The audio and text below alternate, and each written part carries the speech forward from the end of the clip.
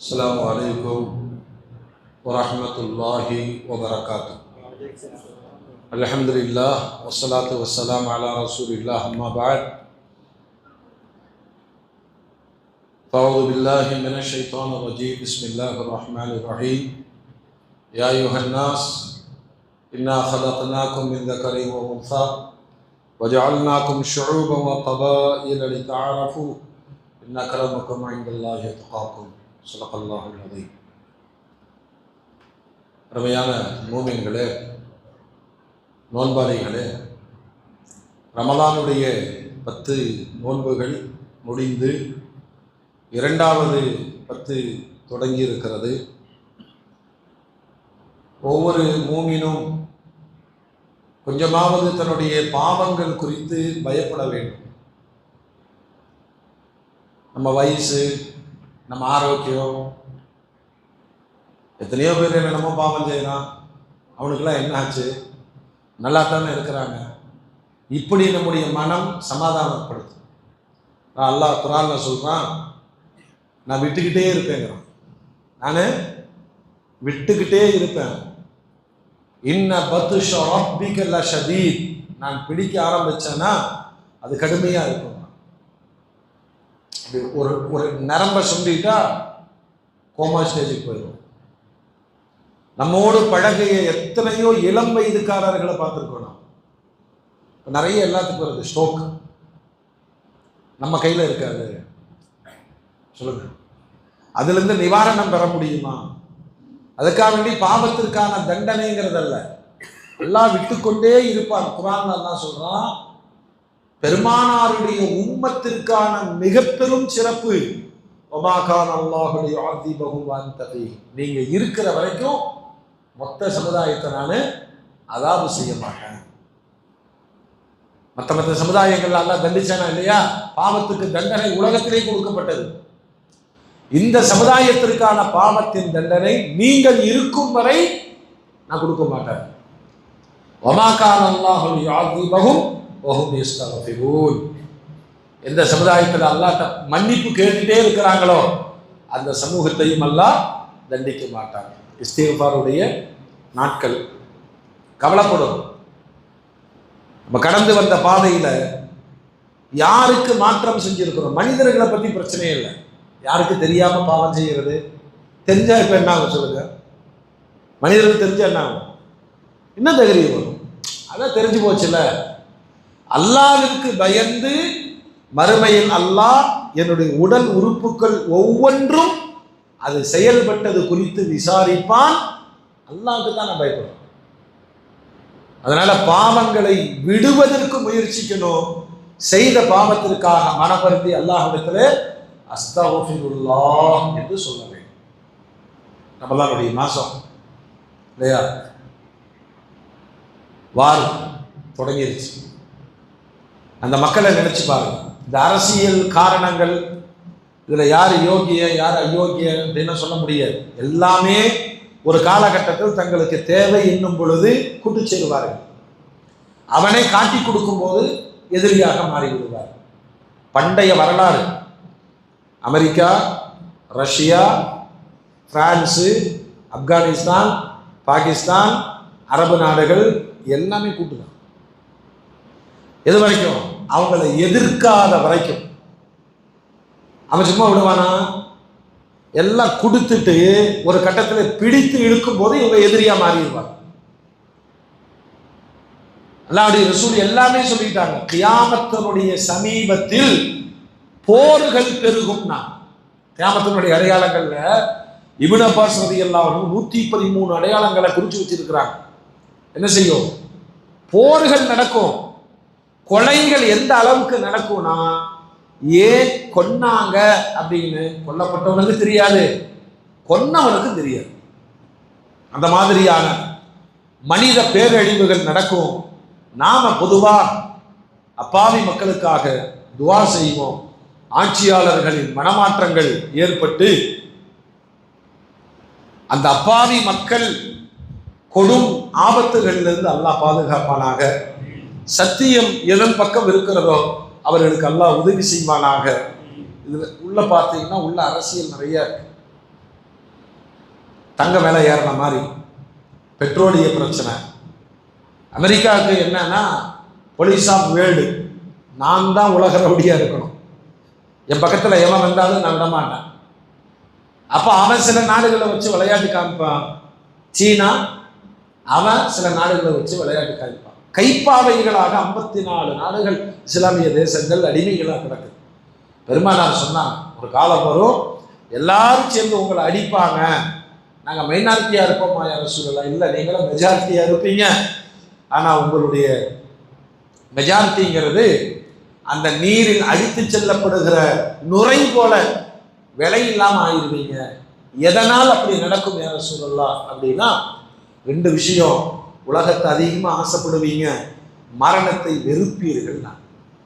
நம்மளை வச்சே டெஸ்ட் பண்ணால் போதும். இதுவரை ஈரான் வரைக்கும் போக வேண்டிய அவசியமும் கிடையாது. மௌத்தினுடைய சிந்தனை என்னைக்கு இருந்தாலும் மௌத்தாக போகும். ஆனால் மௌத்தை வெறுப்பார்கள், வந்துடக்கூடாதுன்னு வெறுப்பாங்க. துனியாவுடைய ஆசை, இந்த தேதியிலாம் எதையோ பிடிக்க போறோங்கிற மாதிரி எந்த தப்புக்கும் யாரும் பயப்படுவதில்லை. கையில் என்ன வேணும் சொல்லுங்க, கையில் என்ன வேணும்?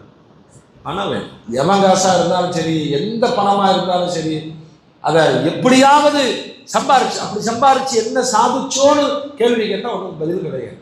அல்லாஹ் தஆலா உலகத்தை அமைதி பெற செய்வானாக. பெருமானாருடைய சஹாபாக்களில் உலகம் வியந்த, உலகம் இன்றளவும் பேசுகிற ஒரு உயர்ந்த சஹாபி தான் சையதுனா பிலால் ரலியல்லாஹு அன்ஹு. அவர்தான் உலகத்தின் முதல் பாங்கு சொன்னவர், முஅத்தின்.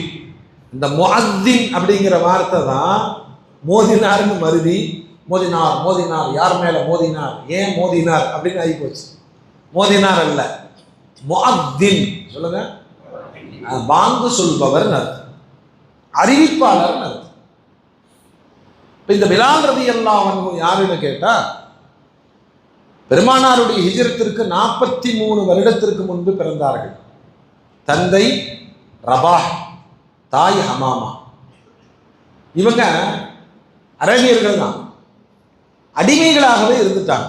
அந்த காலத்துல நிற பேதமையினால இவங்கெல்லாம் ஹபஷிகள், நீக்ரோக்கள், இவங்களை அடிமையா வச்சிருந்தாங்க. அதனால பிலால் ரலியல்லாஹு அன்ஹு அவர்களை சில பேர்கள் இப்படி கூப்பிடுவாங்க, இப்னு சௌதா, கருப்பியின் மகனேன்னு கூப்பிடுவாங்க. அவங்க ரொம்ப வருத்தப்பட்டிருக்காங்க. ஏன்னா அமெரிக்கால தான் இந்த நிறபேதம் இன்னைக்கு இருக்குது, நிறவெறி இன்னைக்கு இருக்கு. அல்லாஹ்வுடைய ரசூல் அதையெல்லாம் ஒழிச்சு தரமட்டமாக்கினாங்க. அதற்கு முன்னோடியாக அதற்கு பிலால் அவர்களுக்கு அந்த அந்தஸ்து கிடைத்தது. பனு அப்துத்தார் அந்த குடும்பத்தினுடைய யதீமான மக்களுக்கு பணிவிடை செய்வதற்காக பிலாலை அவன் வச்சிருந்தான். உமையத் இப்னு ஹலஃப், குறைஷிகளின் தலைவர், அவர்கிட்ட பொறுப்பு படைச்சிருந்தார். இந்த பிலால் அவங்களுக்கெல்லாம் வேலை செய்கிற பையனா இருக்கட்டும். இப்படித்தான் மக்காவில் அவருடைய வரலாறு ஆரம்பமாகுது. நபிகள் நாயகம் ஸல்லல்லாஹு அலைஹி வஸல்லம் மக்காவின் தெருக்களில் நபித்துவத்தை வெளிப்படுத்திய போது பிலால் ரலியல்லாஹு அன்ஹு உடனே போய் சேர்ந்தாங்க. ஏன்னா இஸ்லாம் ஒவ்வொருவருக்கும் ஒரு காரணத்தை கொண்டு ஈர்க்கும். ஒருவருக்கும் நம்ம சமுதாயத்தினுடைய ஒரு பெரிய அரசியல் தலைவர் ஒரு தடவை ஒரு கதை சொன்னார். என்னன்னா, அவரும் ஒரு சாமியாரும் நல்ல நட்புறவு. அந்த சாமியாருடைய மருமகன் இஸ்லாத்தை ஏற்றுக்கிட்டார். இல்ல, அவர் இஸ்லாத்தை ஏற்றுக்கிட்டார். ஏத்தவன்னா இவர்கிட்ட மஷூரா பண்ணி சரி சத்தனா பண்ணிக்கலாம் அப்படின்னு பண்ணிட்டார். பண்ணிட்டு சில நாட்கள் கழிச்சு வந்து சொல்றாரு, எனக்கு 3 மகள்கள் இருக்கு, 3 மருமக இருக்கிறாங்க, அவங்க இஸ்லாத்தை ஏத்துக்கிறாங்களோ இல்லையோ கத்தனா பண்றக்கே ஏற்பாடு பண்ணு. என்னோட ஆச்சரியமா இருக்கு. அப்பதான் குசு குசுன்னு சொன்னாராமா, இந்த கத்தனா செய்வதனால் இருக்கக்கூடிய இன்பத்தை நான் அனுபவித்து விட்டேன், என் பிள்ளைகளுக்கு அது கிடைக்கணும். இஸ்லாத்தை விரும்புவதற்கு ஒவ்வொருவருக்கும் ஒரு காரணிகள் இருக்கலாம். அதற்கு பிலால் ரலியல்லாஹு அன்ஹு நிறவேதமையினால் கடுமையாக பாதிக்கப்பட்டார். அதனால் அல்லாஹ்வுடைய ரசூல் அந்த ஓரிரை கொள்கைன்னு சொன்ன உடனே இதுல வேதமைகள் இருக்காதுன்னு வந்து சேர்ந்துட்டாரு. 10 நபர்களும் ஒருவராக ஆதியில் இஸ்லாத்தை ஏற்றுக்கொண்டவர்கள் அதற்கு பிலால் ரலியல்லாஹு. அல்லாஹு அக்பர். ஏற்றுக்கொண்டவங்களாம் யாருங்க? அபூபக்கர், அலி, ஜைது, கதீஜா அம்மா, இவங்கெல்லாம் பெரிய குலம். அதனால இவங்களை யாரும் தொடமாட்டாங்க. அந்த கோத்திரம் இருக்கா இல்லையா, இன்னொரு டீம் இருந்துச்சு. அம்மார், சுமையா, யாசிரு, சுஹைபு, இவங்கெல்லாம் பாவப்பட்ட ஏழை. அதனால இவர்களை மிக கடுமையாக தண்டித்தார்கள். அதில் பிலால் ரலியல்லாஹு அன்ஹு இஸ்லாத்தை ஏற்றுக்கொண்டார் என்று தெரிந்த உடனே உமையத் பின் கலஃப் கூப்பிட்டு சொல்லுவான், அடி உத. வெறுமேலோடு இரும்பு கவசத்தை போட்டு பாலை சுடுமணலில் உருட்டி முஹம்மதை திட்டு என்று சொல்வார். அவர் திட்டமாட்டார். நீ ஏற்றுக்கொண்டிருக்கிற மார்க்கத்தை விடு என்று சொல்வான். அஹத் அஹத், அவர் வாயில ஒன்னே ஒண்ணுதான், அஹத் அஹத். இந்த கொடுமைக்கு பின்னாலும் சாட்டையால் அடிப்பார். அடித்து அடித்து அடித்து அவன் டயர்டாயிருவான். பிலால் ரலியல்லாஹு அன்ஹு அத்தனை வேதனைகளையும் அவர்கள் பொறுத்து கொண்டார்கள். அந்த வார்த்தையை நிறுத்தல, அல்லாஹ் ஒருவன், அல்லாஹ் ஒருவன். அவன் சடைஞ்சு போய் என்ன செய்வானா, சிறுவர்களை கூப்பிட்டு பிலாலை கொடுத்துருவான், இவனை கொண்டு போய் என்னமோ பண்ணுங்க. அவர்கள் தெருக்களில் இழுத்து போவார்கள், எல்லோரும் அடிப்பார்கள், அவமானப்படுத்துவார்கள். ஆனால் பிலால் ரலியல்லாஹு அன்ஹு பொறுமை காத்தார்கள். அஹத் அஹதுனே சொல்லிட்டு இருந்தார். இன்னொரு டைம், அல்லாஹ் என்று சொல்வதை விடு, அவங்க கடவுள், லாத்து உஸ்ஸா, அதுதான் கடவுள் என்று சொல்லு. அந்த வார்த்தை கூட பிலால் ரலியல்லாஹு சொல்லல, அஹத் அஹத் அஹதுனா. இப்படி பிலால் ரலியல்லாஹு அன்ஹு நம்ம சாதாரண சொல்லிட்டு போறோம். உமர் ரலியல்லாஹு அன்ஹு கேட்பாங்க, பிலால், உங்களுடைய அந்த காலத்து செய்திகள் எல்லாம் எனக்கு ரொம்ப ஆச்சரியமா இருக்கு. என் சமூகம் உங்களை எப்படி கொடுமைப்படுத்தியது. அப்போ சொல்லவா காட்டவான்னு கேட்கிறாரு. காட்டுங்க அப்படின்னா சட்டை கழட்டி காமிக்கிறாரு. முதுகு முழுவதும் அந்த தழும்புகளும் உடலில் ஏற்பட்ட ஓட்டையில அந்த பக்கம் தெரியுது. அவ்வளவு கொடூரமாக தாக்கப்பட்டு காலம் முழுக்க வழியோடு வாழ்ந்தவர்கள் அதற்கு பிலால் ரலியல்லாஹு. ஒரு நாள் யதார்த்தமா இந்த உமையா என்ன பண்ணானா, சையதுனா அபூபக்கர் சித்திக் ரலியல்லாஹு அவர்களை சந்திச்சு பேசிக்கிட்டு இருக்கும்போது, இவனை வித்தரலான் இருக்கிற இந்த அடிமையை விற்பனை செய்ய போகிறேன். அபூபக்கர் ரலியல்லாஹு சொன்னாங்க, நீங்க விற்கிறதா இருந்தால் நான் வாங்கிக்கிறேன், 10 திர்ஹம் கொடு, இல்லை நான் 9 திர்ஹம் தான் தருவேன், இல்லை 1 சேர்த்தி கொடு, இல்லை நீ 10 கம்மி பண்ணி கொடு. இப்படியாக பேசி வீசி கடைசியில் பிலால் அவர்களை விலைக்கு வாங்கி சுதந்திரமாக்கி விட்டார்கள் சையதுனா அபூபக்கர் சித்திக் ரலியல்லாஹு. ஒரு இஸ்லாம் பாருங்க, அல் இஸ்லாமு யஹ்திமு மா கான கபலா. இஸ்லாத்திற்கு முன்னால் உள்ள அனைத்தையும் கலிமா சொன்னால் அது தகர்த்து விடும். ரெண்டுக்கு தான் அந்த வாய்ப்பு. இஸ்லாத்தை ஏற்றுக்கொண்டால் முன் வாழ்க்கை முழுவதும் கணக்கில் வராது. ஹஜ்ஜு செய்து விட்டால் முந்தைய பாவங்கள் எல்லாம் மன்னிக்கப்பட்டு அல்லாஹ் நமக்கு நசீபாக்கி தருவானார். பிலால் ரலியல்லாஹு சுதந்திரமாகி விட்டார்கள். இத உமர் ரலியல்லாஹு தன்னுடைய பாஷையில சொல்வாங்க, அத்தக சய்யிதுனா சய்யிதனா. உமர் அவங்களுடைய வார்த்தையில சொல்றாங்க, நம்முடைய தலைவர் நம்முடைய தலைவரை விடுதலை செய்தார். யாருங்க தலைவர்? சொல்லுங்க, யார் தலைவர்? புரியல. 2 பேரும் தலைவர். அபூபக்கருக்கு என்ன ஸ்தானமோ அதே ஸ்தானத்தை பிலாலுக்கும் இஸ்லாம் தந்தது. அதனாலதான் அப்படி சொன்னாங்க, நமது தலைவர் நமது தலைவரை சுதந்திரம் விட்டார். அல்லாஹ் அக்பர். அடிமை பிலால் என்ற வார்த்தை ஒழிந்து தலைவர் என்ற பெயர் பெற்று வாழ்ந்தார்கள் சையதுனா பிலால் ரலியல்லாஹு. அல்லாஹ்வுடைய நாட்டப்படி மக்கத்து வாழ்வெல்லாம் முடிந்து மதீனாவிற்கு ஹிஜ்ரத் செய்து சென்ற பொழுது பிலால் ரலியல்லாஹு கிளம்பி போயிட்டாங்க. பிலால், சையதுனா அபூபக்கர், ஆமிர் இப்னு ஃபஹீம், இந்த 3 பேரும் ஒரே வீட்டில் தங்குகிறார்கள். அகதிகள் தானே, ஒரே வீட்டில் தங்குகிறார்கள். மதீனாவுடைய சீதோஷண நிலை அவர்களுக்கு ஒத்து வரல. அதனால காய்ச்சல். சஹாபாக்கள் எல்லாம் வந்து சொல்லுவாங்க, யா ரசூலல்லாஹ், இந்த ஊர் புதுசா இருக்கு, ஒரே காய்ச்சலா இருக்கு. இப்ப அல்லாஹ்வுடைய ரசூல் ஒரு துவா செஞ்சாங்க, யா அல்லாஹ், மதீனாவில் ஏற்பட்ட காய்ச்சலை வேறு இடத்திற்கு மாற்றிவிடு. பெருமானார் கேட்டால் அல்லாஹ் கொடுப்பார். இந்த காய்ச்சல் எல்லாம் நீங்கி போச்சு. இந்த காய்ச்சலுடைய வேதனையினால் பிலால் ரலியல்லாஹு கத்துவாங்களாம், உரத்த கத்துவார்கள். அப்ப அபூபக்கர் நாயகம் கேட்பாங்க, ஏங்க இப்படி கத்துறீங்க? இல்லை, தண்டனைகளால் கத்தி பழகியது இப்பொழுதும் எனக்கு பழக்கமாகிவிட்டதுங்கிறார். என்னை அடித்து கொடுமைப்படுத்தும் பொழுது நான் கத்துவேன், அந்த கத்துதல் இப்பயும் எனக்கு பழக்கத்துல வந்துருச்சு என்று தன் பழைய வாழ்வை அதற்கு பிலால் ரலியல்லாஹு நினைவுபடுத்துவார். மதீனாவுக்கு வந்தாச்சு, பள்ளிவாசல் உருவாக்கப்பட்டது. நபிகள் நாயகம் ஸல்லல்லாஹு அலைஹி வஸல்லம் ஒரு 3 சஹாபாக்கள் கனவு பார்ப்பாங்க. சஹாபாக்களை கூப்பிட்டு கேட்டாங்க, தொழுகைக்கு மக்களை எப்படி கூப்பிடலாம்? அப்போ மக்கள் சொன்னாங்க, இந்த மாதிரி நெருப்பு மூட்டலாம், உயரமான இடத்துல நெருப்பு பத்த வச்சா தொழுகை நேரம். இன்னொருத்தர் சொன்னாரு மணி அடிக்கலாம், இன்னொரு சொன்னாரு தண்டாரா போடுவோம் அப்படின்னு. இப்போ அல்லாஹ்வுடைய ரசூல் சொன்னாங்க, இது எல்லாமே வேற வேற சமூகத்தினுடைய கலாச்சாரமா இருக்கு, சரி நீங்களே போங்க, அல்லாஹ் ஒரு வழிகாட்டுவார். நைட்டு 3 சஹாபாக்கள் கனவுல பார்க்குறாங்க.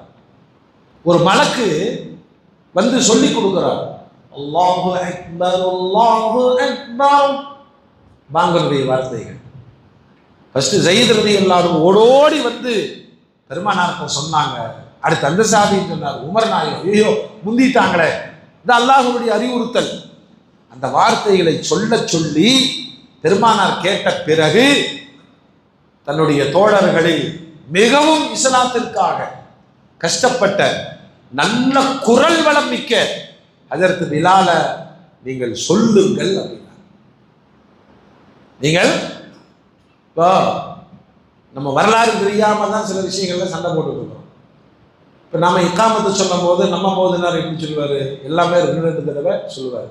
ஷாஃபி பள்ளிக்கு போனீங்கன்னா இது ஏன் அப்படி உடனே சாப்பி அனுப்பி பிச்சுட்டாங்க? ஒன்றும் பிக்கல. பெருமானார் சொல்லி கொடுப்பார்கள், பிலால் ரிட்டர்ன் பண்ணுவார். ஒண்ணுதான். இப்போ ஷாஃபி இமாம் என்ன சொல்றாங்கன்னா, இகாமத்தினுடைய வார்த்தைகள் ஒண்ணுதான், ரசூலுல்லாஹ் சொல்லி கொடுத்ததை ரிப்பீட் பண்ணாங்க.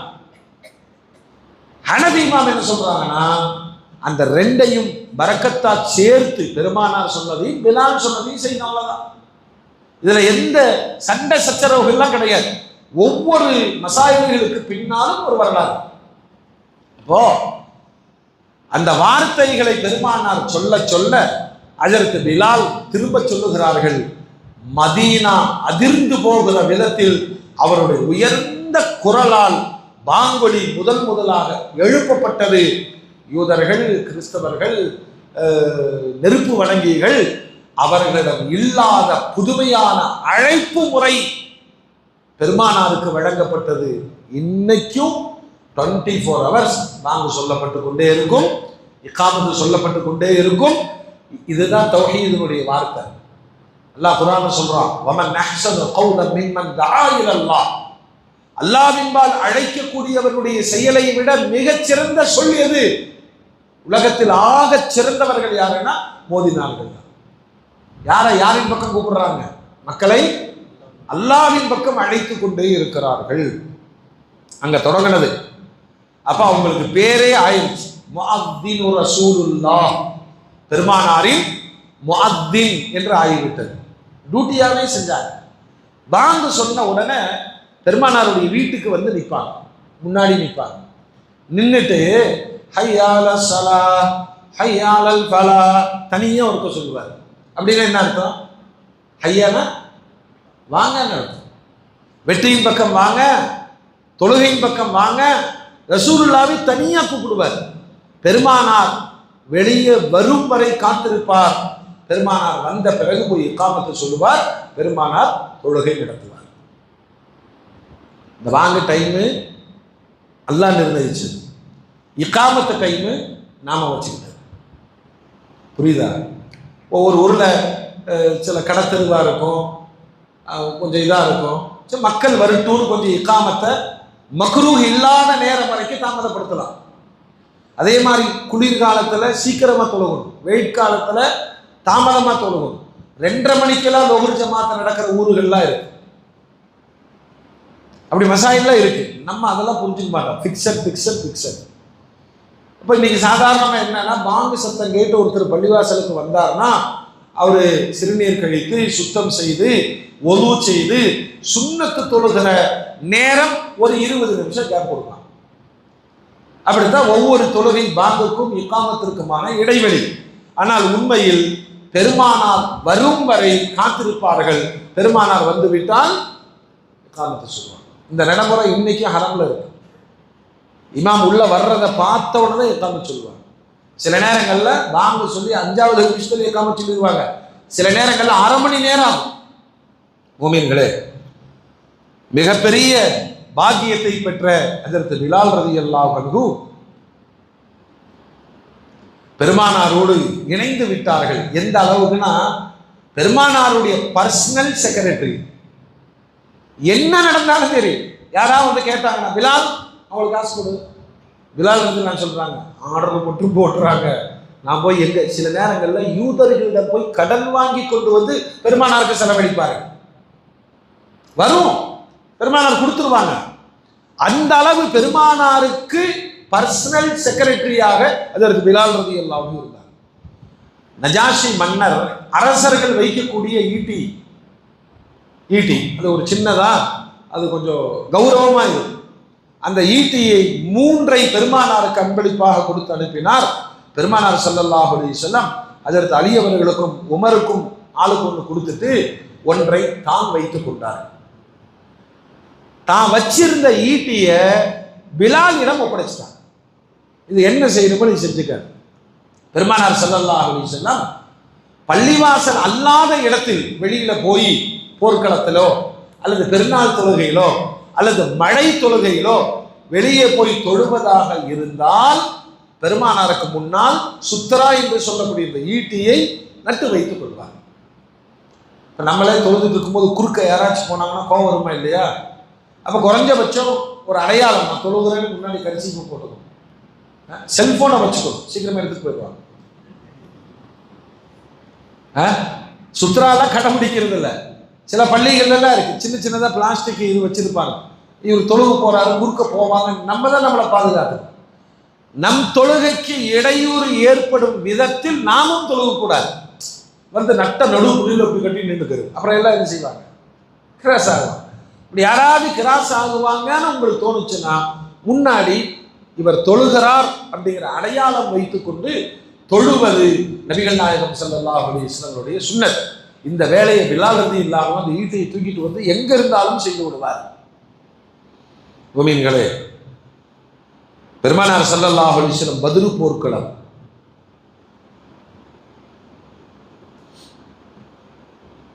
அல்லாஹ்வுடைய வாக்குறுதியின்படி அந்த பத்ரில் அபூ ஜஹல், பிலாலை கொடுமைப்படுத்திய உமையத் இப்னு ஹலப், இவங்க எல்லாம் செத்து கிடந்தாங்க. பெருமானார் அதை சொல்லி காமிச்சாங்க. உன்னை நோவினைப்படுத்தியவர்களும் கொடுமைப்படுத்தியவர்களும் இன்று அலங்கோலமாக கேவலமாக செத்து போயிருக்கிறார்கள். பிறகு காலங்கள் ஓடுகிறது.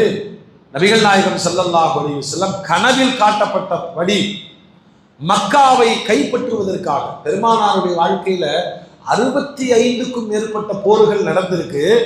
ஆனா மக்கா போர் என்று சொல்லவில்லை, மக்கா வெற்றி. நல்லா தீர்மானிச்சிட்டாங்க, கனவுல காமிச்சான். பெருமானார் போனாங்க, மக்காவை கைப்பற்றிட்டாங்க. அதற்கான சூழல்கள் எல்லாம் உருவாகி கிடைச்சது. அப்படி போய் பெருமானார் ஸல்லல்லாஹு அலைஹி வஸல்லம் போர் நடக்காமல் மக்காவுக்கு போய் மக்காவை பிடிச்சிட்டாங்க. மக்காவை பிடிச்சவங்க என்ன செஞ்சாங்க? காபத்துல்லாவை சுத்தம் செய்தார்கள்.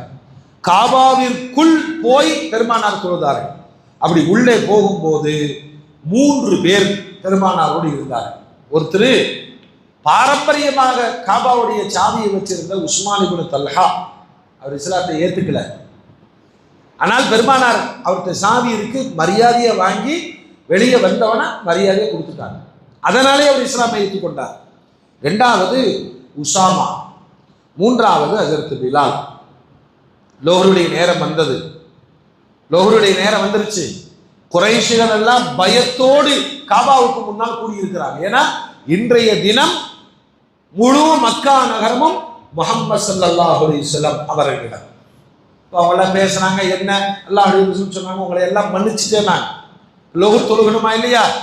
லோஹருடைய நேரம் நெருங்கியதும் பெருமானார் ஸல்லல்லாஹு அலைஹி வஸல்லம் பிலாலை அழைத்து சொன்னார்கள், பிலால், அல்லாஹ்வுடைய புனிதமான ஆலயம் நம்முடைய கையில வந்துருச்சு. அதை பரிசுத்தப்படுத்தி தூய்மையாக்கி விட்டோம். நீர் காபாவிற்கு மேலே ஏறி பாங்கு சொல்லுங்கள். உலக வரலாற்றில் பெருமானார் இனவாதத்திற்கு முடிவு கட்டிய நாள் பிலாலை மேலே ஏற்றி விட்டாங்க. உலகத்தில் யாருக்கும் அந்த பாக்கியம் கிடையாது. காபாவிற்கு மேலே ஏறி தன்னுடைய கனத்த குரலில் அதற்கு பிலால் ரலியல்லாஹு அன்ஹு பாங்கு சொன்ன பொழுது மக்கா நகரமே அதிர்ந்தது. கம்பீரமான, அதாவது பிலால் ரலியல்லாஹு அன்ஹுடைய குரலின் வசீகரத்தை பெருமானார் ரசிப்பார்களாம். இப்ப என்ன பிரச்சனைனா, இங்க கூடி இருக்கிறவங்க எல்லாம் விரும்பி இஸ்லாத்தை ஏற்றுக்கொண்டவர்களும் இருக்கிறாங்க, நிர்பந்தமாக இஸ்லாத்துக்கு வந்தவர்களும் இருக்கிறாங்க.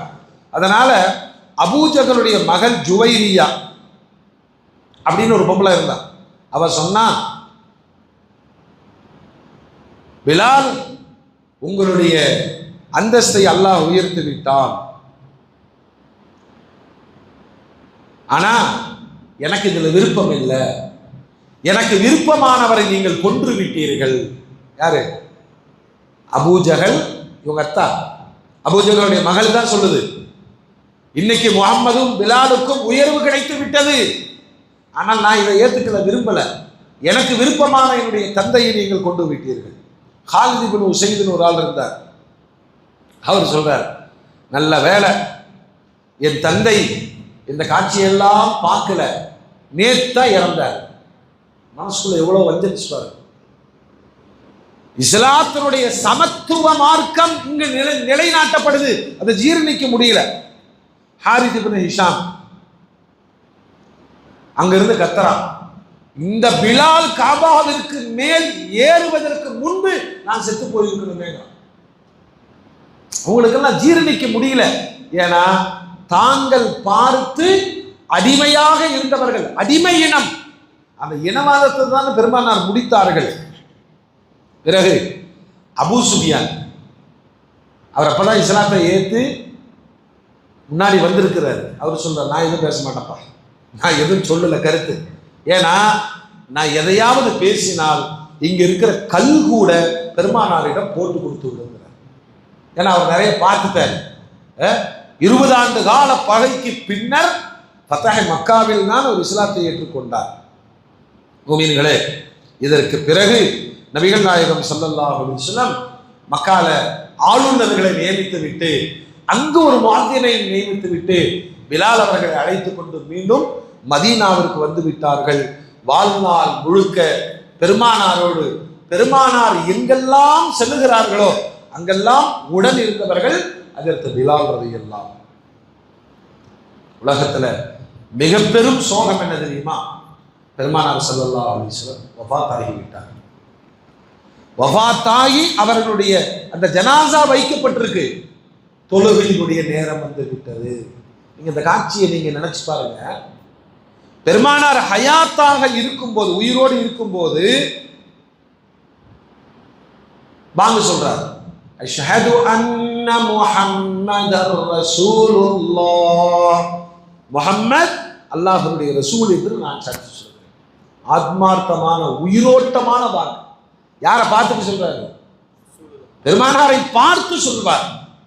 இப்ப அவருக்கு நிலை கொள்ளாமை, ஆற்றாமை. பெருமானார் ஜனாசாவாக இருக்கிறார்கள். அஷ்ஹது அன்ன முஹம்மதர் ரசூலுல்லாஹ். அடுத்து வார்த்தைகள் வரல, தடுமாற்றம் அடைந்தார், தேம்பி அழுதார். பிலாலுடைய தடுமாற்றத்தை பார்த்து எல்லோரும் அழுக ஆரம்பித்து விட்டார்கள். அதுக்கு பிறகு 3 நாட்கள் மஸ்ஜிது நபவியில பாங்கு சொன்னார். பாங்கு சொன்ன பிறகு அடுத்த கலீஃபா யாரு? அபூபக்கர் ரலியல்லாஹு அன்ஹு. அவர் பொறுப்பு எடுத்துக்கிட்டவன நேரா போனார். பெருமானாருக்கு பிறகு நான் யாருக்கும் பாங்கு சொல்ல விரும்பவில்லை. ஏன்?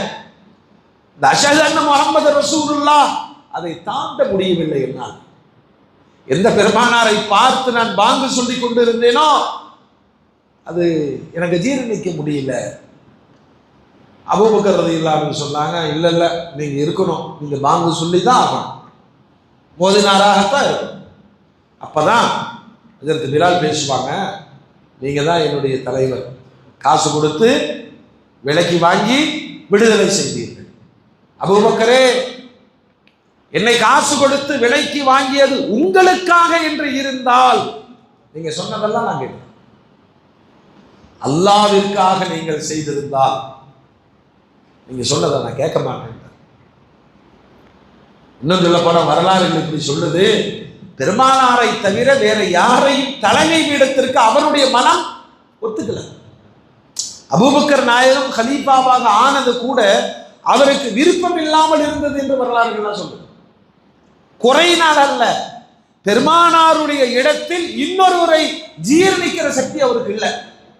ஒரு வழியா அங்கிருந்து சொல்லிட்டு சொன்னாங்க, நீங்க வேணா ஒரு வேலை செய்யுங்க, நான் இஸ்லாமிய படைகள் செல்லும் போர்களுக்கு செல்லுகிறேன், ஜிஹாதுக்கு செல்லுகிறேன், நான் சிரியாவுக்கு போகிறேன் அப்படின்னு சொல்லி அபூபக்கர் நாயகத்திடம் இருந்து விடைபெற்று சென்றவர் அங்கேயே போய் செட்டில் ஆயிட்டார். யாருக்கும் தெரியாது. உமர் ரலியல்லாஹு அன்ஹுடைய காலம் வருகிறது. உமர் ரலியல்லாஹு அன்ஹு அங்கிருந்து இவங்க சிரியால இருந்து டமாஸ்கஸ் போய் இருக்கிறாங்க. திமிஷ்கிற்கு படையெடுத்து செல்வதற்காக உமர் ரலியல்லாஹு அன்ஹு டமாஸ்கஸ் வந்தார்.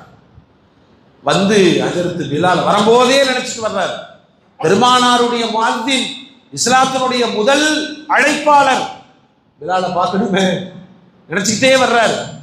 கரெக்டா ஹஜ்ரத் பிலால் அவர்களை பார்த்தவுடன் ஓடோடி சென்று கட்டி அணைத்து முஆனகா செய்து முத்தம் கொடுத்து, இந்த திருமுகத்தை பார்க்கணுமே, மதீனாவுக்கு வராமல் இங்க என்ன செய்கிறீர்கள்? அப்பவும் அவர் சொன்னாரு, என் நிலைமையில நான் இல்லை, நான் வாட்டுக்கு இப்படி இருக்கிறேன், என்னை விட்டுருங்க.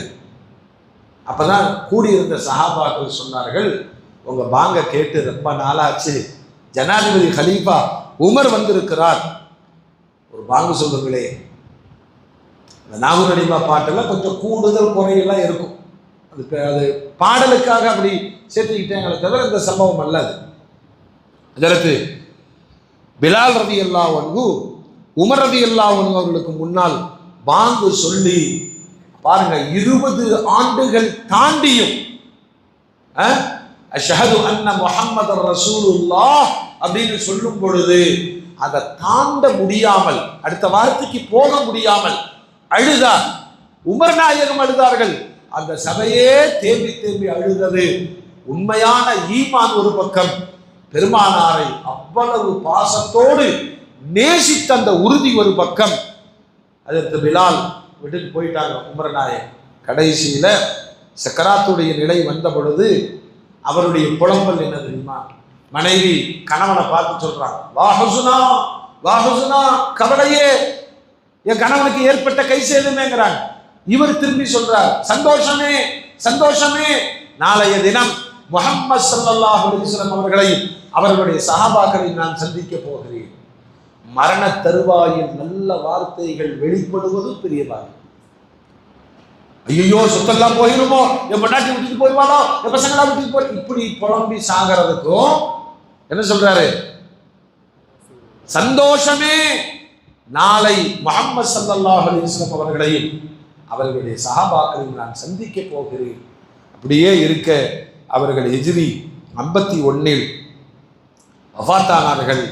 டமாஸ்கஸில் பாபு சகீர் என்ற இடத்தில் அவர்கள் அடக்கம் செய்யப்பட்டிருக்கிறார்கள். ஒரு ஆச்சரியமான செய்தி. பெருமானார் அவர்களோட கூப்பிட்டு கேட்டாங்க, பிலால் நீ என்னப்பா அமல் செய்யறன்னு கேட்டாங்க. என்ன அமல் செய்றீங்க? ஏன் நாயகமே என்ன பிரச்சனை? நீங்க சொல்லி கொடுத்தது தானே நான் செய்கிறேன்.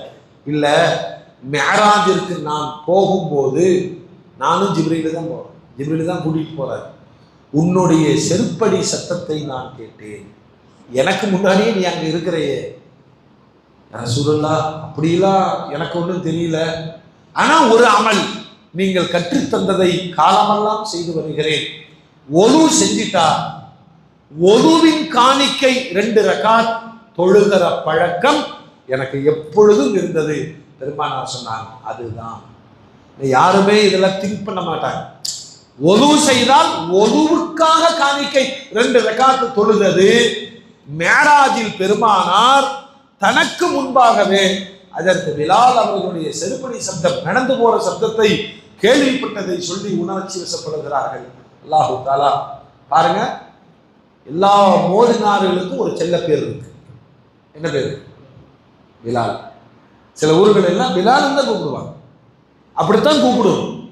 உலகத்தில் லட்சோப லட்ச பிலால்களுக்கு உஸ்தாதாக இருந்தவர்கள் யாரு? அதற்கு பிலால் ரலியல்லாஹு அல்லாஹ் ரப்பல் ஆலமீன் அவர்களை நேசிக்கவும், அவர்களின் வாழ்விலிருந்து படிப்பினை பெறவும், கனவிலும் நினைவிலும் நேரிலும் அவர்களை சந்திக்கிற வாய்ப்பையும் சொர்க்கத்தில் அவர்களோடு இருக்கிற தௌஃபீக்கையும் அல்லாஹ் நம் அனைவருக்கும் நசீபாக்கி தருவானாக. ரப்பனா தகப்பல் மின்னா இன்னக அன்த ஸமீஉல் அலீம் வ துப் அலைனா இன்னக அன்த தவ்வாபுர் ரஹீம். ஸல்லி அலா நபி ஸையிதினா முஹம்மத் வ ஆலிஹி வ ஸஹ்பிஹி அஜ்மஈன் வல்ஹம்துலில்லாஹி.